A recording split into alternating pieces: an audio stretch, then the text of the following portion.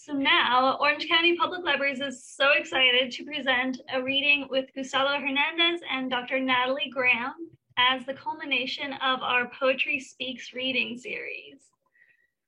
Gustavo Hernandez was recognized as an honorable mention in Libromobile's Poet Laureate competition. He is the author of the poetry collection Flower Grand First, which was published by Moontide Press. He holds a degree in creative writing from California State University in Long Beach, and he's a poetry editor for Cortland Review. His poems have been published in Reed, Acentos Review, and Sonora Review, among others. He was born in Jalisco, Mexico, and he lives here in Southern California. And our other reader tonight is Dr. Natalie J. Graham, who is named Libromobile's Poet Laureate of Orange County in August of 2021. She's a widely published scholar of African American Studies, and she was a faculty member in the Department of African American Studies at California State University, Fullerton for 8 years, from 2013 to just this past year, 2021. During her tenure with CSU Fullerton, she served as the chair of the department and co-founded the Institute of Black Intellectual Innovation. She has coordinated art-centered community events, workshops, and readings for hundreds of participants. She's also an award-winning author and performer, and she has toured nationally with her collection of poems, Begin with a Failed Body. She currently serves as the Vice President of Community Engagement for the Segerstrom Center for the Arts. So please join me in welcoming our poets. We will have Gustavo read first, followed by Natalie, and then we will end with a Q&A period. So now please welcome Gustavo Hernandez. Hi, thank you everyone for being here, and thank you to the Orange County Public Library System for making time for poetry. We really appreciate it, and for having us here tonight. I'm going to go ahead and just get started. I'm reading poems from my collection, Flower Grand First. The first poem I'm going to read is called 1990 20XX. Some nights I'd sit in any open driveway space. Across the street, the skyline was a dim bulb outline of an avocado tree and a television antenna.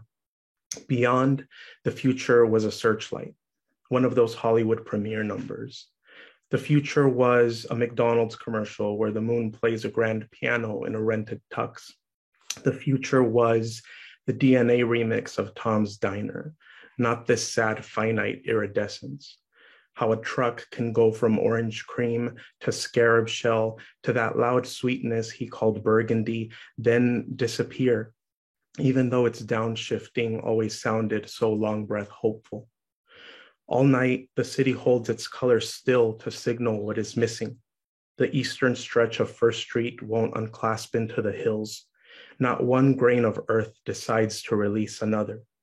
The spray paint messages dry and sink into the murals. The night used to ring out in synthesizer bells. Here is where they sat and counted one another. You see, there had been a father. This next poem I'm going to read is called Carmen, and the collection was titled after a line in this poem. This poem was one of the first, if not the first poem I wrote for the collection before it was even, before I even thought to publish a book. And it never felt finished until a couple months before the book was published. And it was finished when I wrote the line that had the title for the book, which was really strange. So it's called Carmen. The four walls of the Setco Plastics factory were built around my sister's name. Its red lip, its pride, its dark hair pulled up to where she couldn't see it. Her words were sifted through a wall of exhaust fans, lost as a second shift pushed the city to the edges of a new cycle. The light again drained from flower, from grand, from first. On most nights, she and I met in the artificial glow of our television, belts of stars soaked into the gold leg scrolls of telenovela chairs. I was kept awake by chaining meaning to other manufactured sounds, fat syllables of my name maneuvering through the blades of lean foreign words. There was one night in July where a mute girl in the novela willed the words back to her mouth to tell Arturo Peniche that his fiancée had been a terrible villain. I told you she'd get her voice back. Carmen's tone was tempered flat through repetition, bottles and plastic cereal containers evenly spaced on a conveyor belt. She motioned for me to join her at the open front door. From the street, she was fading red lipstick. I was an electric blue garage sale t-shirt. The moon played with the overgrown ficus. June bugs spun around a porch light, but we looked past them and dreamt a far-off language.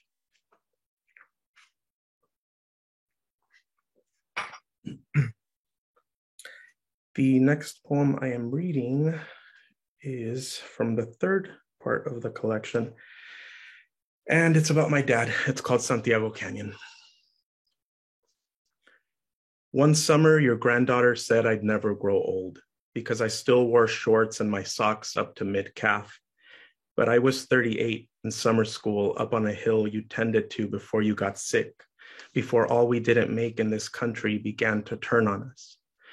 On the way there, I distracted myself with the star thistle, the odd poppy, the lots I remembered you cleared. In class, I befriended two young girls, and they were kind enough to see me out. I mentioned them once at your table, told you their stories, their pressures. But I want to explain this to you again, Apa. How I blurred my vision and imagined those slopes were our country's agave fields, slopes and slopes of that crocodile lotus. How I hadn't gotten old. How those beautiful girls quietly walked out of class, mats under their arms, and how the mats rolled out in the orange and sage pressed into the air. Summer, the last one with you. How I felt their prayers mantle every one of your promises to me.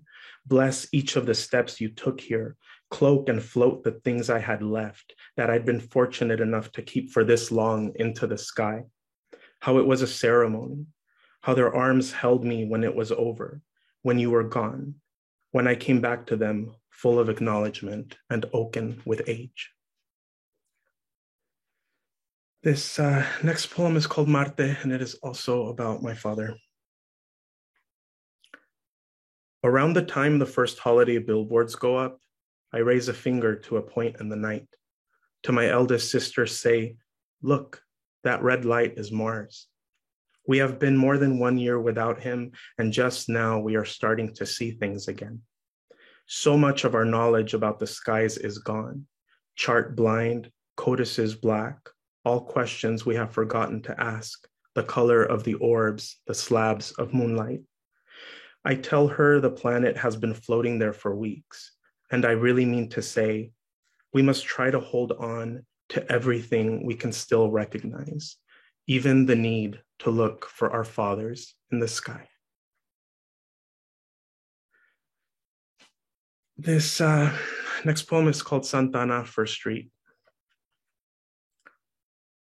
Because I think you must miss the dark morning train whistle through our almost empty streets. Above our houses, its intonation becomes smoother, maybe even a sugar. Let me not reduce it to its cargo. Let me not reduce it to boxcars, to boxes.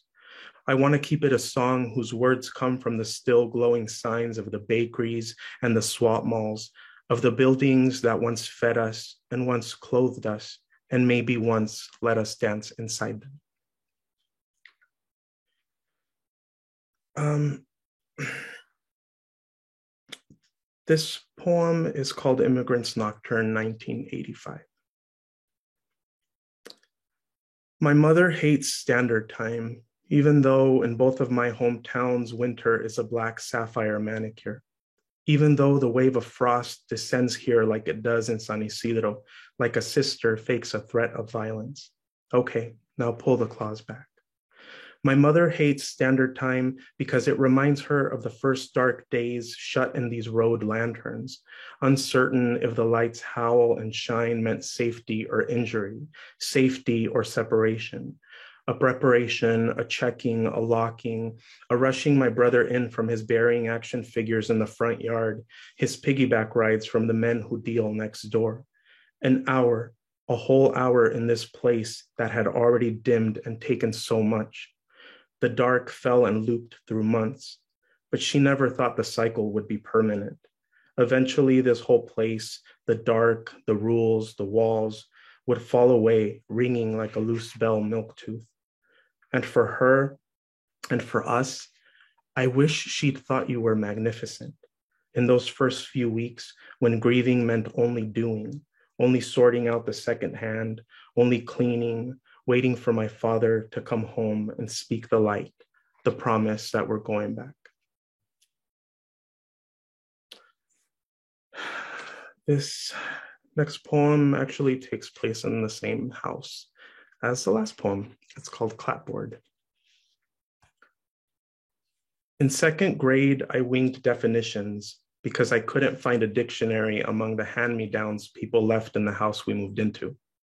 I described a wallet best I could, the loose crease, the torn corners, fruit, only shapes and colors, absent continents of origin. The house on Spruce with its 2 rooms for 7 people never promised more than what it first contained, but taught us to create space, knees on the green carpet with a notebook split open on the edge of a mattress, prayer and sewing taken up at the kitchen table, rough shingles, drumming rain gutters. In a way, a house never stops protecting us. I can still see its lamp shorting out and my family walking in the dark, feeling our way around, doing pretty well. All right, I'm going to read a couple more poems, and I think I'm gonna read a brand new one, like a couple weeks old, if I can find it. Here it is. So I think, yeah, this is like the first poem anyone's ever gonna hear after this book came out. So it's called Window Shades. Even the neighbors are going through this with me. Maybe more than the family I worry or those old discarded friends who'd no doubt say I'm suffering from a tangled spirit, who'd prompt me to dive into some mystic bog for a solution, even though they know I no longer have the eye or the knife for that. The men next door never prompt or ask. They regularly slice plastic away from copper wire in their backyard and listen to me praying. Never to a God, just to myself, or those few times early on to the man who left me behind. They hear the song of a romantic, the machine bolts of a futurist, the words of someone who fears the contour that his questions form. Sometimes there's a poker game. Sometimes they look away from their hands to see what my hands and my shampoo have done to my new boyfriend's thick, dark hair. Of my progress, I do believe they have the clearest accounting. The tones of my voice, the discographies shifting, the years away from the family home I cry and shower off. We've thrown away every bit of the small talk and the posturing. In the mornings, we wave and watch our eyes become more earnest by the day. Thank you. I see the little hearts pop up. Thanks. All right. So I'm going to read 3 more poems. This poem is called, so what I'm kind of doing here is, this one's called Aliso Creek Rest Stop, I-5 southbound. So we've been in Orange County and now I'm taking you guys down the 5 and eventually we'll end up in Jalisco. So Aliso Creek Rest Stop, I-5 southbound. We get a good, honest view of California here. Everything it is. Dry shift dress of a palm tree, concrete and a metal railing, tourist sign and the spin on the paths the friars plowed up the coast. The things we leave forever on its concrete benches, under the eucalyptus of its way stations. Cars and bodies once full and warm and comfortable. Stretches of fathers walking toward their children, seeing them now as they always have, disillusioned, and remarkable. Here is summer in a state that can't see the full mass of its own body. Here is the talk of home, food, and future that's used to tie its hills to sheaf. This next poem is called Formas Finales. The steam train headed west from Atotonilco had departed long ago, the one my father sometimes jumped on as it slowed on a hill. Tired child, the path lacking modern guides, lacking guardrail and colonial arch. Electricity was holy, was softer, was circuits of moonlight. And the mother's gold-embroidered hemlines hovered closer when coyote rustled in the brush, when rock loosened on the hillside. He prayed to our Holy Mother of San Juan de los Lagos, her crown with angels spinning like weather vanes, the knives that ended her mortal life long ago melted into a hydraulic crescent at her feet. All over, stars counted down toward the dawn, and a soft voice said, I will try to protect you as long as I can. Let me hold your hand, Juan, if only while you and your children and theirs begin to learn the sky's machinery. This next poem is my goodbye poem. It's called The Hereafter, but before I go, I know we'll be back for questions later, but I just wanted to say thank you to the Orange County Public Libraries, and thank you to Natalie, who is a poet I admire tremendously, so it's so good to see you again and to read with you. The Hereafter. The hereafter is, like everything around me, built by my father. His feet in wood frames full of mud and straw, comically slowed down by that strange small dog who ran ahead to be his companion. Of course, there are bean sprouts growing below the corn stalks, fields of wild tuberose, and the boulder ledges of our river. The night filled with oil lamp bright, noon songs incomplete without some light radio static. It will always be Jalisco. I will just go out and say it. Say that the eyes of those who are mine adjust not to an ascent as much as a return. After all of our years, we finally set out toward the right horizon. Thank you. Thank you so much, everyone. All right, thank you so much. That was lovely. So next up, we will have the Poet Laureate give her reading. So please welcome Dr. Natalie Graham. Thank you so much. And thank you also, Gustavo, for reading alongside in that introduction. I'm a big fan of your work, and I appreciate being able to read with you tonight. I usually start readings with a selection from another poet. So I'm going to start with, oh, you can't see it because of the thing, Burning Lake of Paper Suns, another Moontide author, Ellen Weber. And there's a poem in here, Ellen Weber. I might be saying that name wrong because I'm a reader, not a speaker. And so the poem that I'm going to read by her is called I Want to Be Queen of Air and Darkness, after Elliot Fried. I want to recline on a silken couch, sipping cider from a skull cap. I want 3 raven familiars to preen at my shoulder and lounge forebodingly at my doorway. I want my witch boys smooth as smoke, nibbling black currants from my ringed fingers, and towers and storm clouds, and a black velvet aesthetic with spiders. I want to be legendary, to match wits with heroes who bang my door with the zeal of God's angels to lay me down. I want a scorpion's kiss. I want a crown of steel. I want the moon, and to feel like I am home in my own body. I just love the places that she goes in that poem, just all of the ways that there's like these representations and this imagination continuing to go, and also kind of the dark sort of desiring of the speaker. And so I'm going to read another poem from my collection, Begin with the Failed Body, that's also about a desire. And so much of these poems are about the negotiations we make with our body, the desire, the frailty, and really, I think at the core, acknowledging that frailty is what makes us most human. It's called Something Sacred. She wakes at the first slant of day, dawn warming across the sky. She dreamt of pools of black water greasing the edge of the world. The sheet is bloody with ink. The pen threatens like an uncapped syringe to prick her. She might have slept another 50 years if this were a fairy tale. A mango, a veiny plexus in her uterus, the tumor is shaped like birth. Hospital curtains blow up like a skirt, light opens and unfolds, a lily fluttering on white linoleum. She imagines escape by window.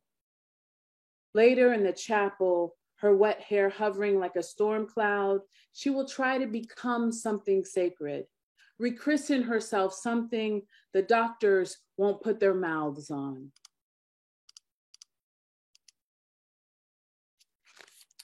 I'll read the next one is really also about desire and wanting sort of quiet, and maybe even wanting the end of desire itself. And it's a poem, this is kind of moving into the poems that I like to write for sort of literary icons from fairy tales. And this poem is for Beloved. It's called River Water. She wants to be outside of everything. She wants outside of wanting mostly. Wanting feels like a god. She wants outside of that too. She wants to be outside of God's. There's no quiet like the dead space she is in. The quiet the body makes by erasing noise, the deafness after a gunshot, the forgetting, the way we can forget. It is a buzzing quiet, a little motor the body makes when blotting out the sounds of even death or many deaths. River water drown her with dreaming. She can't stay hurt. The body doesn't hurt like that. The body saves us, even as we are dying, from the last futile pain. Finally, wonder remains. And I'll read a couple of Cinderella poems. I sort of experimented with some persona poems of Cinderella, and this is kind of like a dark version of Cinderella in an alternate universe that sort of feels like the South, but it's a little bit strange. And it starts with this poem called Cinderella Sends Her Godmother Away. And I think part of this poem is really also about the ways that even pain that pain that feels familiar is also familiar. And there's something that can draw us back to those places, even though they're painful. Cinderella sends her godmother away. I will never leave this house. How I hated the company of women and called my sisters wicked when they tied my hands down with when they tied my restless hands down with work, when they licked me with their curses. But keeper, all names are curses. You know how my body arches for the faithful, brutal touch of almost family, how the skin hollers to be rubbed quiet with its hurting. Don't send your chariot. Let me slip back into muddy dark. Let midnight expose a dirt-born, square-toed monster from which all pure hands shrink back.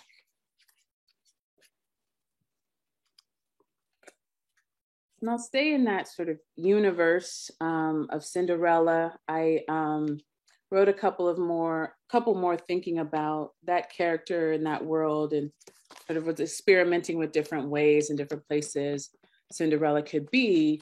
And this is like, I guess, a prequel poem, like Cinderella remembers grass. So this is when her father was still there. It's called Cinderella Remembers Grass, and it starts with an epigraph, a quote by Lucille Clifton. And the quote is, "Surely I am able to write poems celebrating grass. Splintered into a flutter of browning pliant spines, blade over blade, hacked, flying, still warm with their green.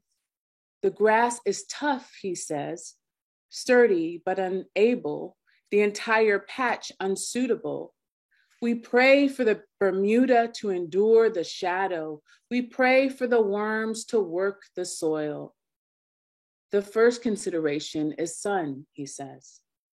A vine of ants march up his boot. I scour rust from the metal bones of a lawn chair in the marbled shadow. Lemon juice burns my fingers. Noisy rain nears. Clouds of mold gather in the back closet. He tells me about the dead animal, how it raised its spiny head to look at him one last time. Years from now, they'll cut down his wicked trees with a chainsaw, and everything will become magic. We will mourn the house's broken foundation, split apart by a willow's roots. Cinderella at the laundromat. Noise grinds and shushes, a laugh track, engines roiling at a motor speedway, the click of golf clubs, the clink of a baseball bat, a train passing, the regular slamming and cracking open, sharpen the afternoon. Sounds scattered everywhere. A man sweating through his shirt scuffs the floor, loosening a circle of blackened gum with his shoe. Perhaps some enchantment was left in the ash underneath her fingernails, or the smudge from the pad of her square thumb, her palm waiting against the dingy dryer, scarred with etchings. Someone's name was here. But her hand is not the sound of twinkling or the glittering waterfall of a twirl. When she is there, the etchings are hers, and the cobwebs are hers, and the silent white spiders floating hers, and the dust, always the dust, waits for her to lift it. And as her hand, a river, a wave, undulant lifts, a blanket of moths unfolding lifts, the clatter of red lifts, folding and unfolding, the shadows rise and disappear, rolling to the measure of her laundry. And this is the last Cinderella poem I'll read, and it's called Cinderella If the Shoe Fits.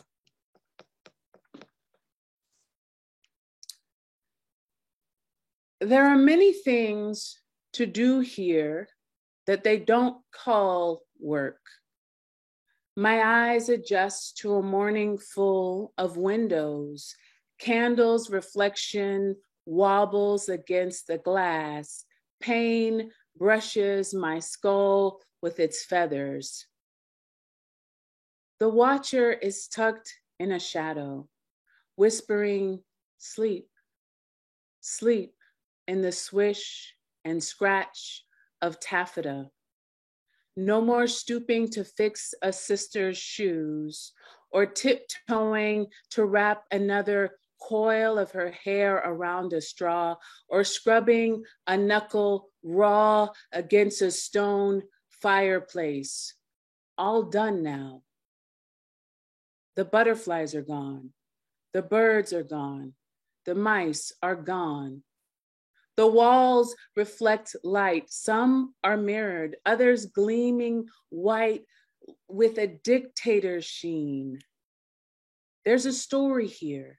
This is the happy ending. I am a fairy tale. My hair is cotton candy. When I walk, ribbons of leaves scuttle in cyclones behind me.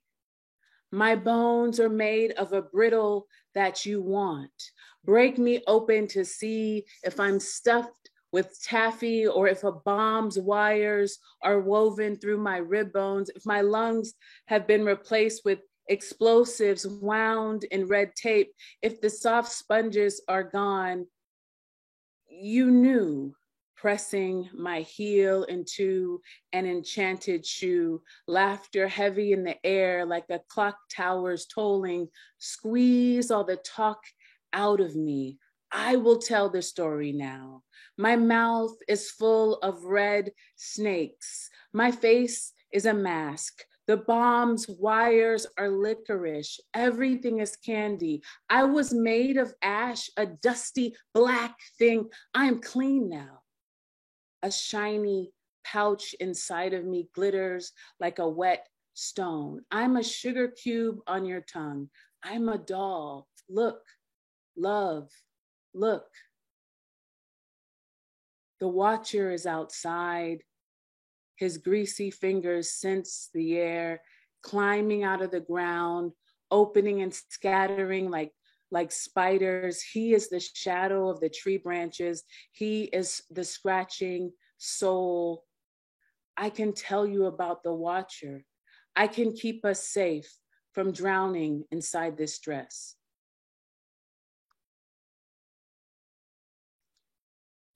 And so those are Cinderella poems. They're new. I'm trying to stitch them together into something. And this is another poem for Cruella de Vil. If you don't know the story, I sort of like thinking about villains and how we might empathize with them if we thought of their side of the story, but also how we're all so much more complex than our villainy or our heroism. So this is a song for Cruella. And it's specifically, if you've seen the old cartoon version, there's this moment in the cartoon where there's this song that the family makes up about Cruella, and they talk about how she's so terrible and awful, and they're kind of singing around the house as she's driving up. And so this poem really is in response to that specific scene in the movie. Song for Cruella.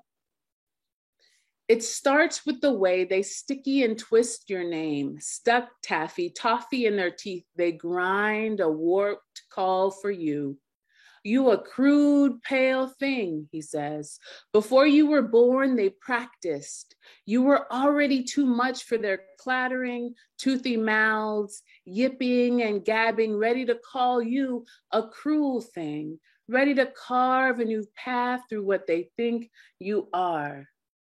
Look how they clamor to save a dog. Villains all. Look at how their tawny faces yawn, words haunted with gravel, how they coo to their bald, shivering babies, how they trumpet in their attics and blam down on pianos, hands skittering spiders. They find jazz for you, make hating you a song. They're a flock of owls and you are too white to be trusted. The slip of your skin, a bloodless drape, too malleable. But before you were born, they crushed words for savage out of flower petals and toads in their miserable silent children, already slaughterings, already bones ground to paste and made sweet. Who would want this wretched world of tufted couches, of vacation photos, of withering armchairs and green cotton socks and custard button downs with sleeves rolled up to a wrinkled elbow? And you wanted just one more something soft as foam to silk over your body, Cruella. Cruella, soft as forgetting, silk as slaughter, smooth as blood. And I'm gonna shift a little bit to some poems that are a bit closer to home. And I'm gonna start with this poem called Terrible Tambourines. And in so many ways, it's about the ways that mothers can try to save their children from a worst world outside by sort of creating something like they sort of strengthen them through by carrying them through the fire. And so it's about that, that impulse that often we have to save our children by carrying them through the fire. It's called Terrible Tambourines, and it starts with a quote by Nate Marshall from his great collection, Out South. And the quote is, "Shake us, we make terrible tambourines. When the hurtin' comes, don't worry about it. Hurt is fickle. Part of the dying is finding a new name for everything gonna be all right. A different song for the hills. Lovely shake terror. I got a feeling. I feel a brother shake while they sing it. Someone is squalling, amen, amen, amen. There were drums at the funeral. They made us clap. We had to eat. There were babies who didn't know to cry and smiled up at us. There was a time we were beaten, Lovely. When she beat us brave. Beat us so the police don't. But mama, they do. They still shake terrible.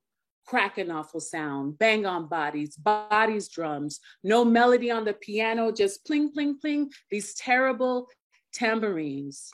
Shake a bam. Shake a bam, bam, bam, bam, bam. I'm gonna shift to a couple of other poems. Thinking about the difficulty of keeping just the terrible parts of this world from people we love and want to protect. And for me, that's my son. Underneath, there is a wound. There is a man who writes poems about letters, or poems that are letters from soldiers, or who writes letters to the soldiers who die with blank faces. There's always another blank-faced boy to forget. Underneath this poem, and listening to the man read his poem and forgetting, there is a wound, flapped open like a trout's mouth. Its tenderness surprises me. My boy is tender for dead things, whines for the gone life, lays a leaf over a cricket's carcass, talks breath back into things that never were. Seeing the socket where a fish's eye had been at the dinner table, the hole behind the eye, I forget the soldier who is not a metaphor for loss. There's a life behind the poem, the wound, the blank, all of it. I fail to remember. I refuse to touch another mother's flickering body, even to warm mine. Another blank-faced boy dying. Mouth open, still moving his wasted body, shuddering like a huddle of velvet ducklings.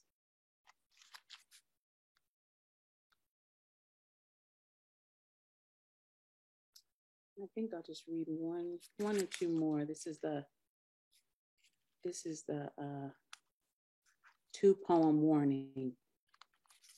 I always love reading this poem more and more from my grandfather because it always reminds me of all the difficult things that, all the sacrifices that were made for me to be where I am. And it's called Raised for Testing. I think a lot about ancestors. I think a lot about the people who've gone before, who are with me, who inspire me, who speak that life and energy into me. And this poem is actually about my grandfather who raised rabbits for animal testing. So it's kind of, again, like there's this kind of dark Southern Gothic thread through a lot of my work because that's the stock I'm from, I think, in a lot of ways. It's called Raised for Testing. Gray dirt snaked under a covering of trees. The descent felt steeper, turning off the last highway in town, how the path to the old house sunk down and dirt rose on both sides, cut with black roots.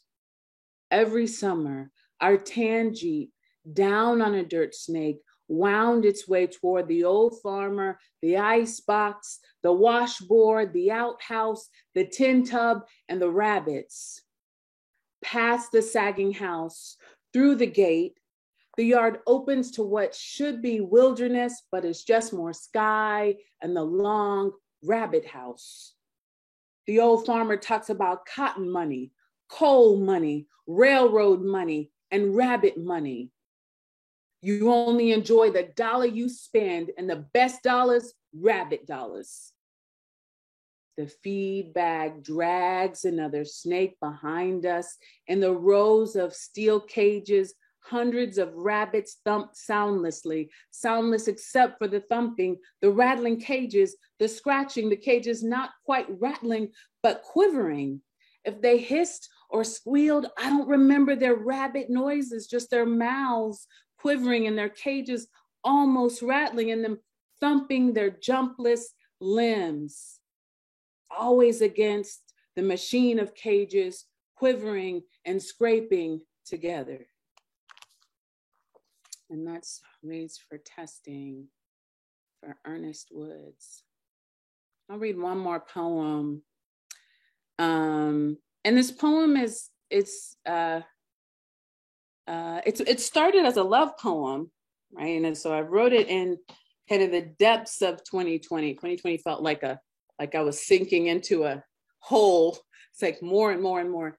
And I like was trying to find hope and find joy and think about ways forward and out. And so I started this poem. I was like, I'm gonna write a love poem because if you haven't noticed, some of my poems are a little dark, a little bit sad, a little, it's not necessarily like joy.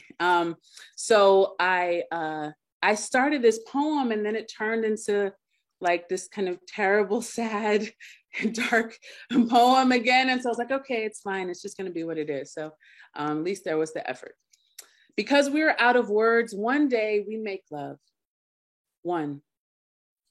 I cut my hand on the sharp corner of your weary mouth.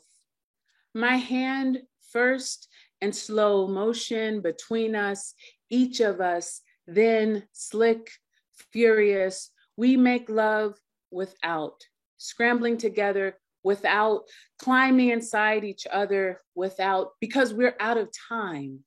And the fires outside. The smell of your scalp under my fingernails is the only way to know I touched the fringe of your ear. I'm crackling leaves and the sound of wind growling down the mountains.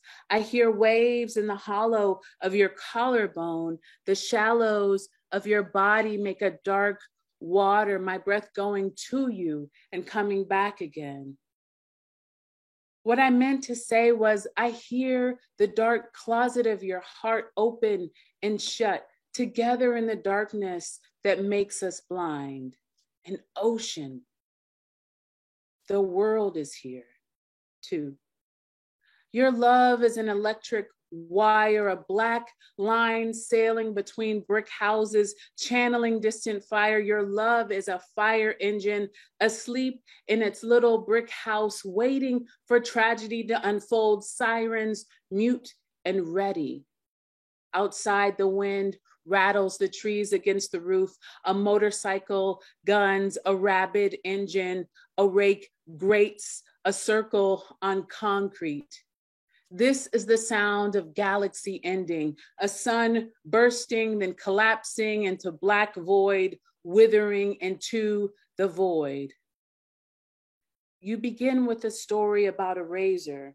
You talk about a fever, mouth sloppy with drink. Talk about who can ever know and how you will never tell and how I don't and can't, even if you could. I'm walking in your shadow, cool as the window at night. This is the season of woe. We won't reap anything at all. The hills give us nothing but ash. Not even weeds survive the quilt of red leaves that pool and flicker at the base of a tree. The ground is soft and dark, good dark soil. You talk about the beautiful corpse he made, his coffin, a new nickel, the carriage that held him, the clop of horses, so many dead, their faces polished glass. All that is left is the shadow of his voice, you say. We are out of words. The echo of his body lays across the horizon as the sun sets. That beautiful going, that beautiful gone, that vast, lovely gone self, that gold smile, those scars. There are no words. You check the horizon for smoke and the confetti of ash. The fires are near. I want to learn about birds. I want to know the difference between an ibis and a goldfinch just by running my thumb along the spine of their dropped feathers. I want to be an expert in something alive. The sun's fire is gone now, and we are out of words. Thank you so much. Thank you, thank you. Thank you so much for that. So we've got about a little bit less than 10 minutes left. So I'll go ahead and open the floor to any questions that the audience might have. You can either type your questions into the chat and I can read them out for you, or you can use the raise hand feature and we will give you the chance to ask your questions out loud. So is there anyone who has a specific question that they'd like to ask?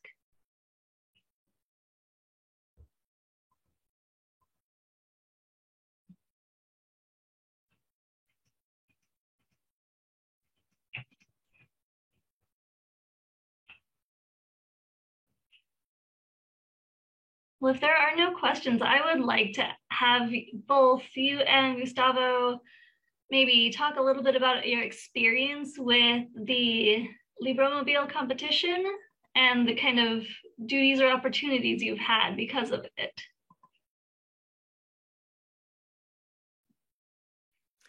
Want me to start this one, Natalie? Go ahead. Okay. So, yeah, being named an honorable mention was really special to me because it, I mean, first of all, the application for the poet laureate position was, it was challenging, right, for me because I had to go back and sort of analyze what I had done as a poet in, I've only been a poet for a relatively short time, or written poetry. So I had to go back and kind of see how had I participated within the community, and what had I brought, what have I brought to the table?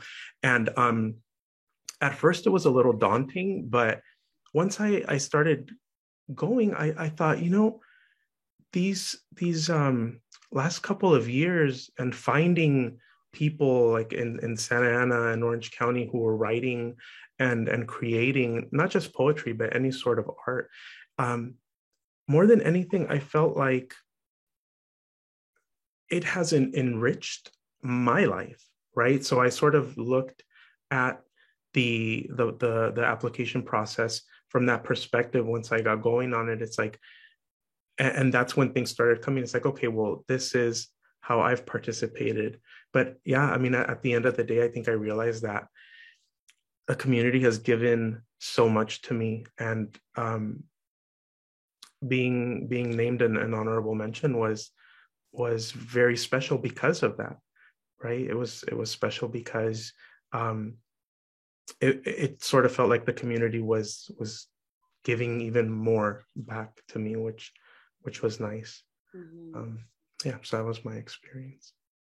Yeah, and I mean, I definitely would agree about the application process. Like, it was definitely thorough and made me think a lot about who I was as a poet and what was my poetry doing to serve the community. You know, I think a lot about, like, I love words and poetry, and I think there are a lot of poems that might just be for me. And so I think, like, how can I make sure that, or should I, or how do I make sure that, like, what my poems do also are kind of a bridge to somebody else.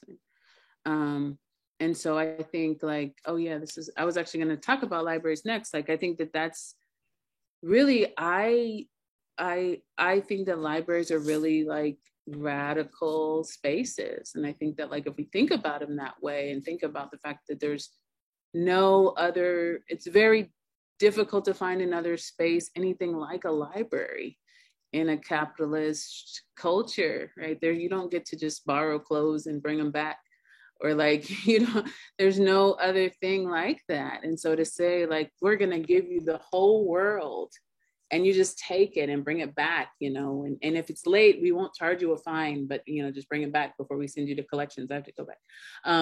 So like, I think that to me is so special. Like, it's just, like, as an idea, but also just as a space to be in community with other people. I think that's the thing I love the most about the laureate position, is being able to go to libraries, being able to speak at libraries and meet people. I went to the Santa Ana Library, Anaheim Library, went to Museo, like, being able to be in these community spaces, libraries, museums, schools, those are my favorite places to share poetry, because I think that's, when we talk about access and we talk about, like, creating alternative spaces to just be, like, where can you just be in the world and nobody's going to harass you, just, like, be. I think the libraries are, like, aside from just the wealth of knowledge and literature and just access that they create, and now libraries do so much more.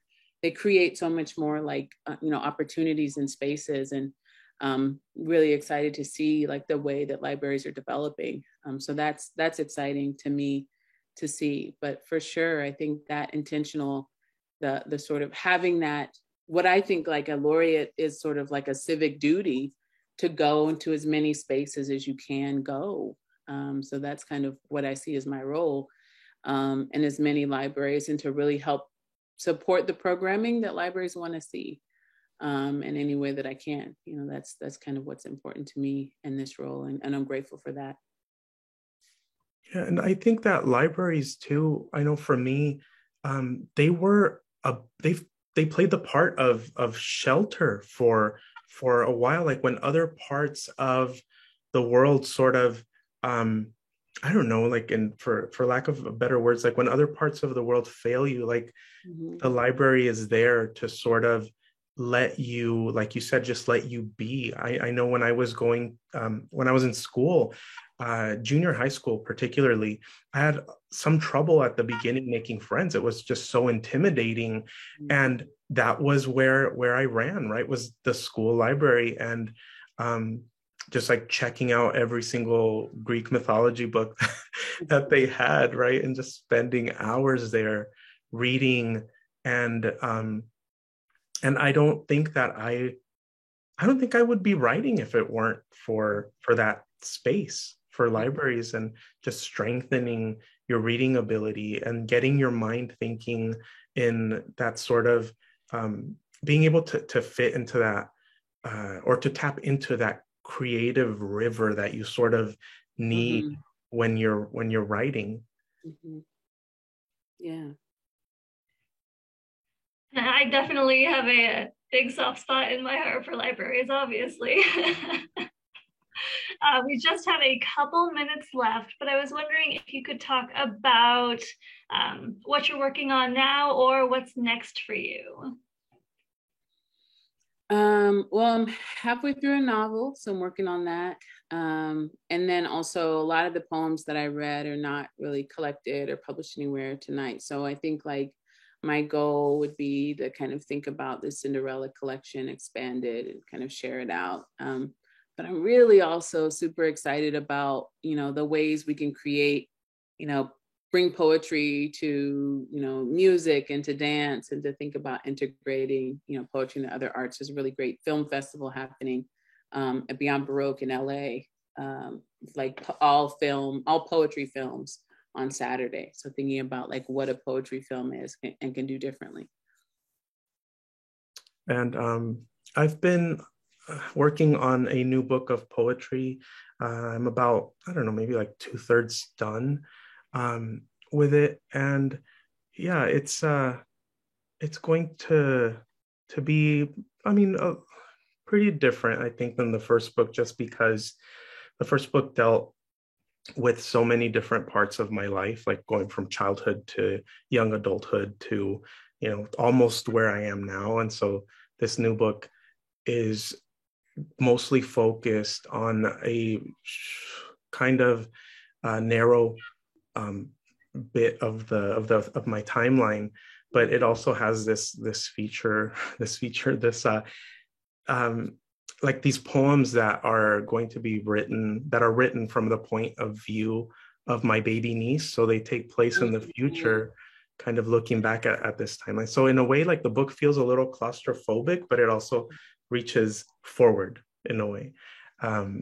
Just in like geographically, it's very much just centered around almost like just my family home, which has been interesting. So yeah, that's what's coming up next.